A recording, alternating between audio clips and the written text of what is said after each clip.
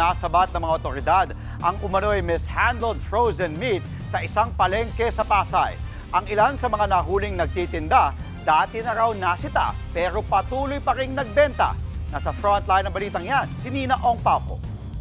Madaling araw pa lang kanina, nag-inspeksyon na ang mga kawani ng National Meat Inspection Services o NMIS at PNP-CIDG sa isang palengke sa Pasay City. Sa kanilang pag-iikot, nasabat ng mga otoridad ang aabot sa 2 toneladang mishandled na karneng manok, baka at baboy na kumpiskihan mula sa ilang tindero at tindera sa palengke. Halos lahat po sila na nagtitinda ng frozen meat, merong violation pagdating sa mishandling.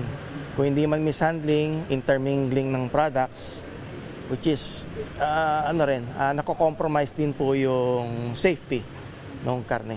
Matagal na raw minomonitor ng mga otoridad ang palengke, partikular na ang bentahan ng frozen meat. Alam namin existing siya ever since. It's just a matter of time kung kailan lang kami finally magde-decide na hulihin na. Kasi nagkakaroon naman po kami ng intervention, warning, but unfortunately hindi po sila tumutugon doon sa aming warning at pakiusap. Paalala ng mga otoridad, hindi basta-basta inilalagay sa mga stall ang frozen meat para maiwasan ang kontaminasyon. Dapat po siya ay manatili sa isang environment na frozen din. Meaning, ilagay po natin sa freezer. Kung chilled naman po siya, sa display chiller. Yan po yung tamang handling. Tumanggi nang magbigay ng pahayag ang mga nahulihan ng mishandled na karne.